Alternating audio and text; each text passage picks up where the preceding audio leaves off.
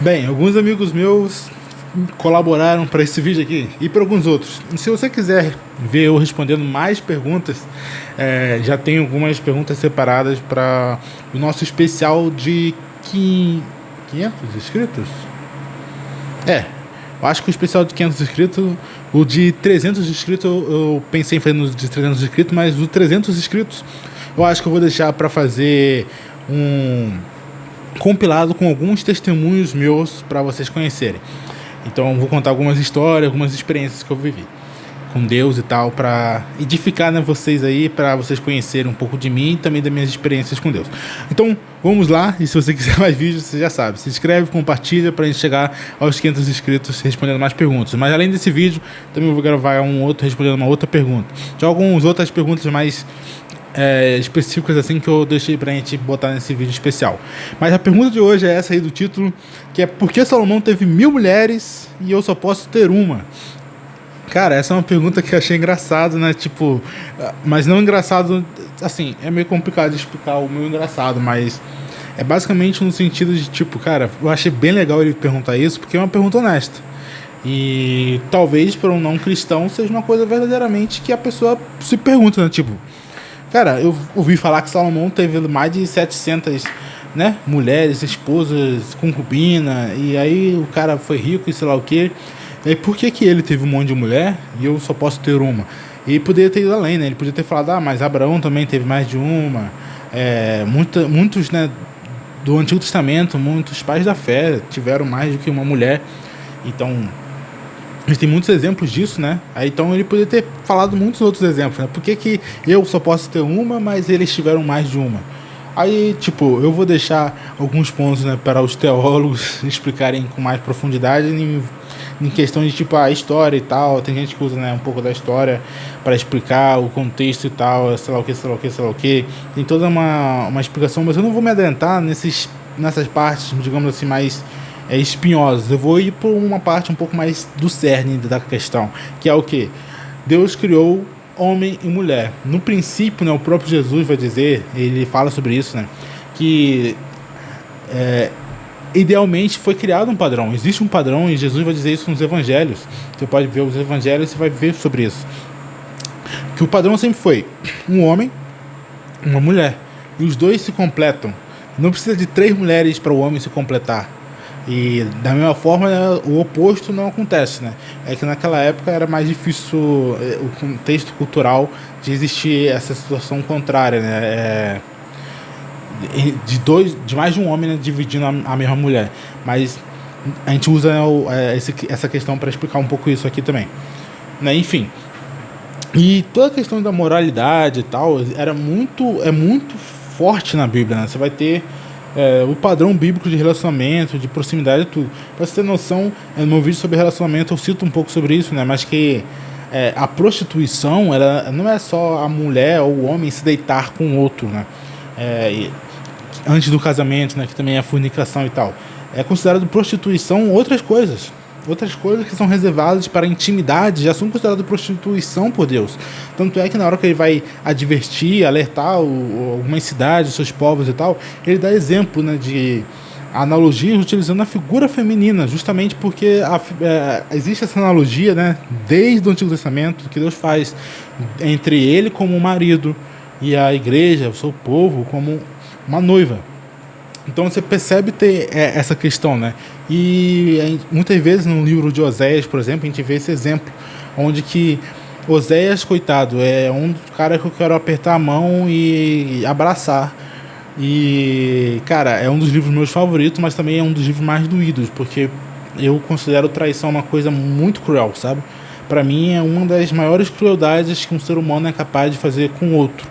E eu acredito até que parte disso eu aprendi lendo a Bíblia, né? Lendo as Escrituras.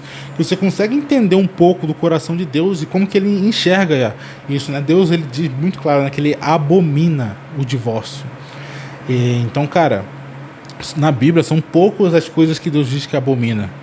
Então você percebe que não é parte do plano de Deus essa separação entre o homem e a mulher. Pelo contrário, o plano de Deus é o quê? É essa união onde homem e mulher se tornam um. e dessa forma o homem, né, tem a sua auxiliadora idônea. O homem trata ela como um vaso frágil, vai protegendo, né, aguardando, porque o homem e a mulher são complementares, né, biologicamente o homem nasceu para ser mais forte do que a mulher, e a tendência é justamente essa, né? Tem vários casos e casos, mas, por exemplo, a maioria das pessoas, assim, eu tenho 1,88. Eu sou mais alto que a maioria do mundo, né? Que, por essa estatística, se eu não me engano, 70% do mundo tem menos de 1,88.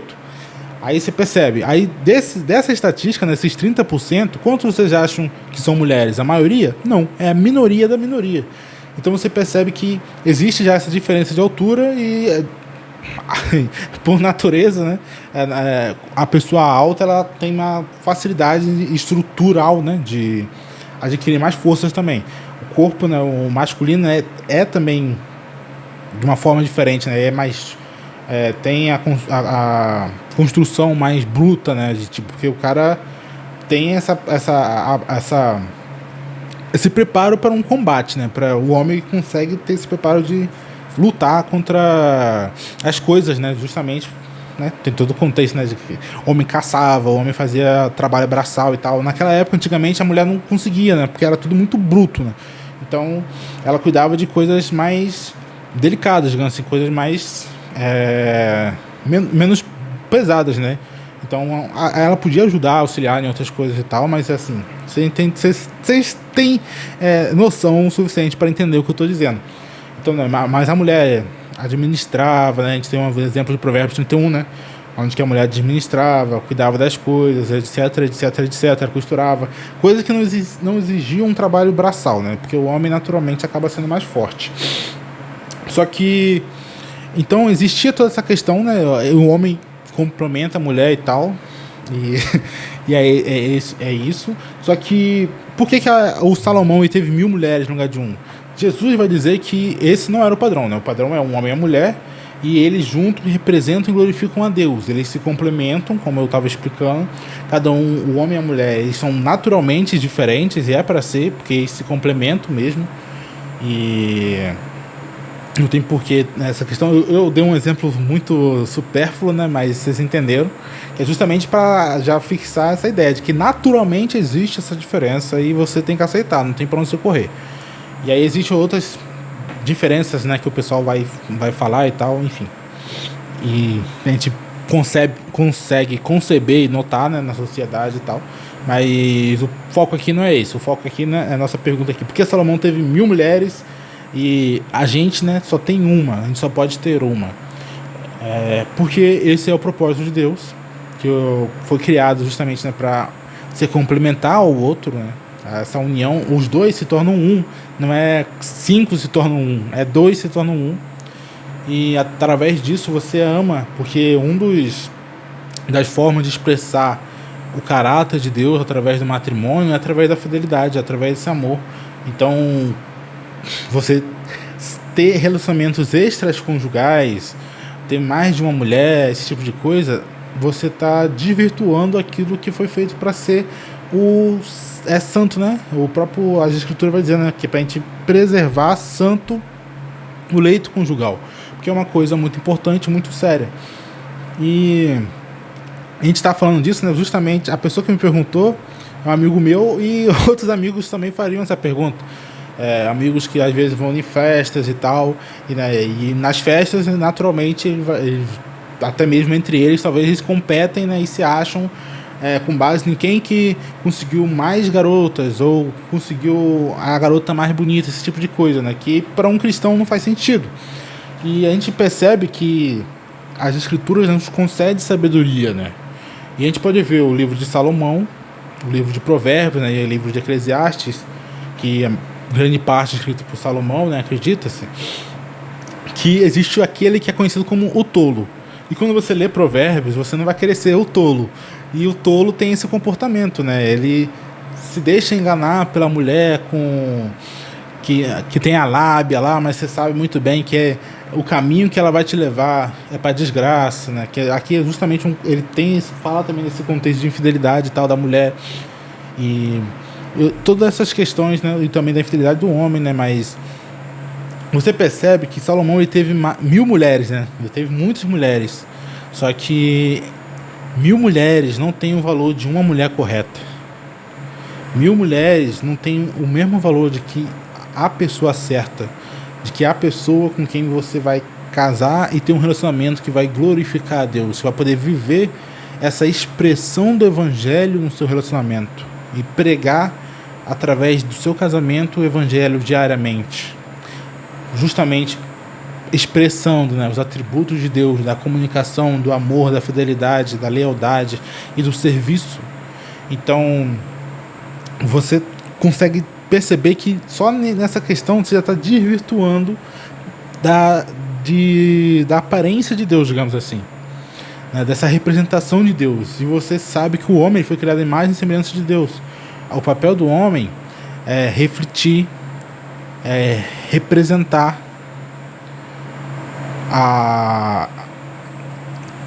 a santidade de Deus, né? Representar quem Deus é. Então nós temos que refletir, reproduzir e representar a Deus, né? A imagem de Deus. E a gente não faz isso quando a gente tem 1.000 mulheres. E o próprio Deus, ele instruiu antes que os reis não deveriam ter muitas mulheres, justamente porque isso desviaria o seu coração. E foi o que aconteceu com Salomão. Então Salomão, que era o homem mais sábio, foi tolo. Ele se deixou, através das mulheres, cair. E cair em desgraça. Então ele desvirtuou-se. O homem que tinha a oportunidade de fazer qualquer pedido a Deus, mas pediu algo que o próprio Deus achou justo, honesto, íntegro, bom, que é pedir sabedoria para saber governar o povo que Deus confiou a ele, cometeu um erro.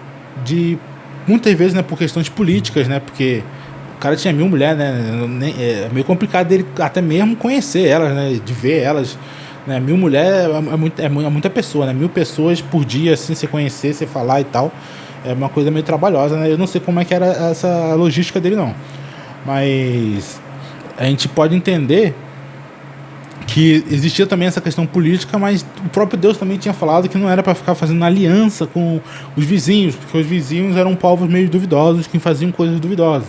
Ah, Leandro, mas isso aí não é xenofobia, sei lá o quê? Cara, os caras lá era diferente, não é a mesma coisa que agora, não.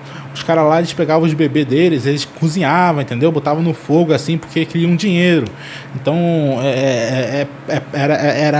era filho com mãe, com pai, sei lá o quê, todo tipo de atrocidade, os caras faziam uns negócios muito loucos. Então, tipo, não é nada parecido com o que a gente tem hoje, não. E a gente pode...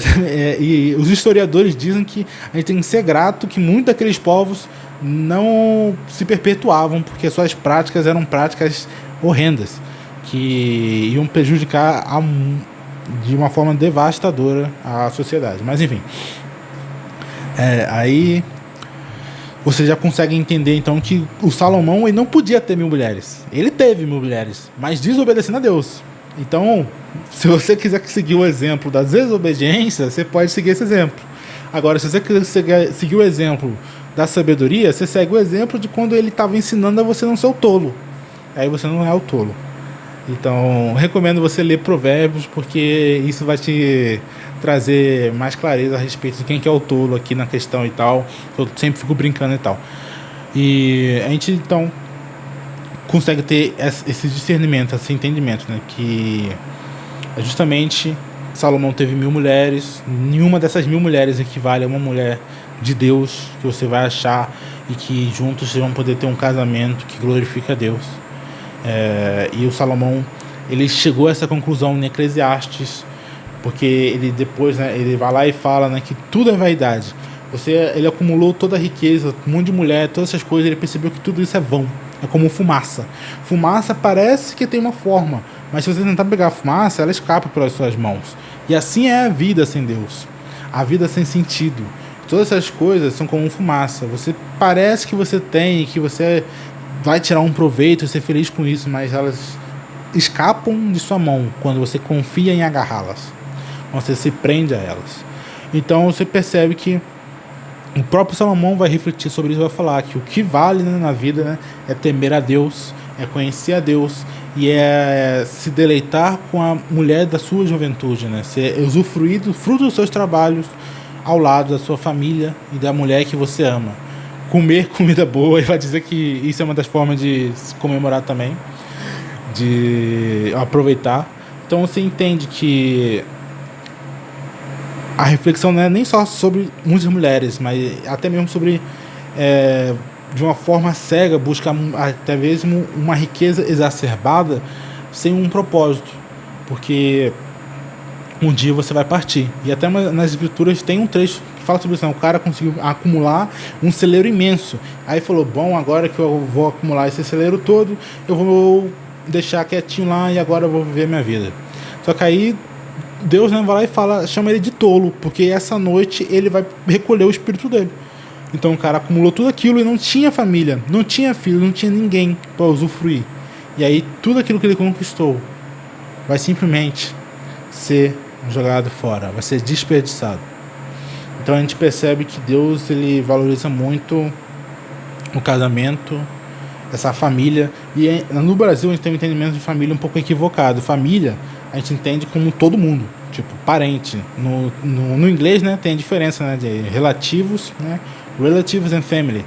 E a família, no caso, né, é o, né, seu pai, sua mãe e os filhos, pai, mãe e filhos. Aí no seu caso, né, sua esposa, você e filhos. Isso até é muito importante, né, porque muitas coisas a gente um do mal do século que eu gosto de dizer é que as pessoas não enxergam um cônjuge como uma família, enxergam, sei lá, como um acréscimo, não sei, um apetrecho, não consigo discernir. Mas, por exemplo, família, o seu pai vai ser o seu pai, sua mãe é sua mãe. Então, tipo, você tem os defeitos, mas você não desfaz, tipo, do certo pelo menos, né? Não desfaz nem nada porque é sua família. Agora, o marido, a esposa, dá muito trabalho, sei lá o que, dor de cabeça, eu vou trocar. Não entende do que é uma família e tal, mas enfim, esse não era o assunto desse vídeo, mas fica aí. E agora, eu espero que eu tenha solucionado um pouco essa ideia, essa resposta, né? Basicamente, Salomão ele não podia ter 1000 mulheres. Jesus, no Evangelho, ele falava que o certo é um homem e uma mulher, e aí eles têm um relacionamento que dois se tornam um e assim glorificam a Deus, e o que Deus uniu, que ninguém separe, nas palavras do próprio Cristo.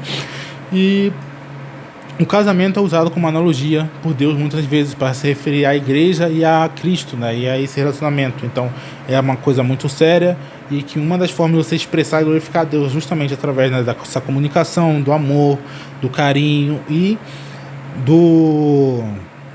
da fidelidade. E você não expressa isso tendo 1000 mulheres. Então espero que tenha servido para esclarecer um pouco. O vídeo ficou com mais do que o dobro do que eu imaginei que ficaria. Eu achei que ia ser um vídeo bem curto, mas eu sempre me surpreendo com a capacidade que eu tenho de falar muito. Então é isso, mande esse vídeo para o seu amigo curioso, e que esse vídeo tenha de alguma forma abençoado e te agregado com um pouco mais de conhecimento. E se você tem interesse, né, você lê as escrituras e pesquisa um pouco mais sobre esse assunto, você vai aprender bastante coisa. Foi assim que eu, quando era novo convertido, fiz, fui aprendendo, pesquisando muitos conteúdos e lendo as escrituras, claro. Então tem muito conteúdo bom aí. Se você quer conhecer um canal que consegue te fornecer conhecimento do zero até um nível mais avançado, eles têm curso até de teologia gratuito, eu recomendo Bible Project. Você pode pesquisar aí, né, Projeto Bíblia, né, em português, e você vai achar eles. Eles têm um conteúdo muito bom. Então é isso, não só lembre dos bereanos, mas seja como eles. Então um abraço, fiquem com Deus e até o próximo vídeo.